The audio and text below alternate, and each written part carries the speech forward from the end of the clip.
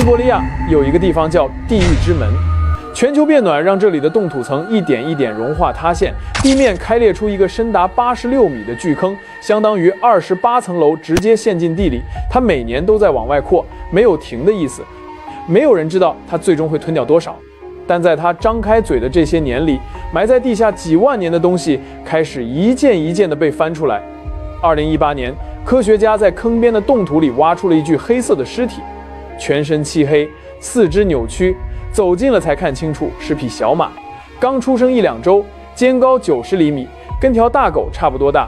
他当年踩进了泥潭，越挣扎陷得越深，把一肚子烂泥都咽了下去，最后再也没能出来。但也正是那滩泥留住了他，泥浆把他整个裹住。西伯利亚零下几十度的冷直接封死了，时间42000年就这么过去了。当科学家拨开它的时候，鬃毛还长在皮肤上，一根根清晰可见，棕红的身体，黑色的尾巴。4万年前的一匹马长什么样，你现在可以亲眼看见。然后科学家剖开了它的胸腔，内脏还在，血管里的血是液态的。你上周放进冰箱的肉，这周可能就要扔了。这匹马放了4万年，血还没干。研究人员从它的组织里提取出了活细胞是活的。现在有一支团队正在用这些东西尝试克隆，想把这个已经消失的古代马种重新带回来。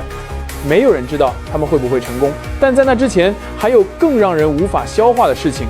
2020年还是西伯利亚，科学家挖出了一只剑齿虎幼崽，就是那种嘴里长着2根比匕首还长的獠牙，在冰原上称霸了几百万年的史前猛兽。但你眼前的这只才3周大耳朵，圆圆的，爪子软软的，一身细毛，像个布偶。它还没来得及长出那2颗长牙就死了。在这之前，人类对剑齿虎的全部认知来自化石，来自一堆碎骨头拼出来的猜测。现在一只有皮有毛的真实剑齿虎就摆在眼前。科学家研究后发现，它的嘴唇出奇的厚，这说明那2颗长牙平时是收在嘴里的，不是动画片里那种一直龇牙咧嘴的样子。它猎杀的时候才会亮出来，悄无声息地靠近，然后就是那一刻，那些猎物临死前最后看到的是一张毛茸茸的大脸，慢慢低下来，然后是黑暗。同年，更北的地方，一只古代棕熊的尸体在北极一座小岛的河边被发现，皮毛大部分还在牙齿、爪子、内脏保存完好，死的时候才5岁，大约3000年前的事。科学家检查它的脊椎，骨头被压断了，脊髓也断了，推测是被一大块冰从天砸中，当场死亡。背部压得极扁，验证了这个判断。但真正让人想不明白的是，他怎么跑到这座岛上的？这岛离大陆整整50公里，中间全是海，位置比现在棕熊能生存的最北界还要往北300公里。它是游过去的，还是趁冰面结实时走过去的？到现在没有人知道答案。一只3000年前的熊留下了一个可能永远解不开的谜。马、剑齿虎、棕熊，每一个都让人惊讶。但这些有形有肉的大家伙，却还不是这片冻土教出的最颠覆认知的东西。最让人头皮发麻的是一种你肉眼几乎看不见的东西——线虫，细如发丝。科学家从西伯利亚地下30米深处挖出了一批，那里是一个古代松鼠的洞穴，冰封了整整46000年。46000年是什么概念？中华文明5000年已经够我们走完几十个朝代，写出几十册史书。46000年是这个数字将近10倍。人类那时候还住在山洞里，还不知道如何驯化一匹马，还没有任何文字来记录自己的存在。就在那个时候，这条虫子钻进了冻土深处，闭上了眼睛。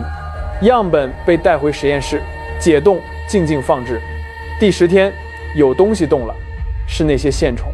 它们开始扭动，然后开始繁殖，用一种不需要伴侣的方式，自己克隆自己。46000年后醒来，做的第一件事是继续活下去。研究人员站在实验室里，没有人说话。如果这不叫打破生命的极限，那什么才叫？最后还有一只狼，名字叫如克，死的时候才6、7周大，全长42厘米，57000年前的事。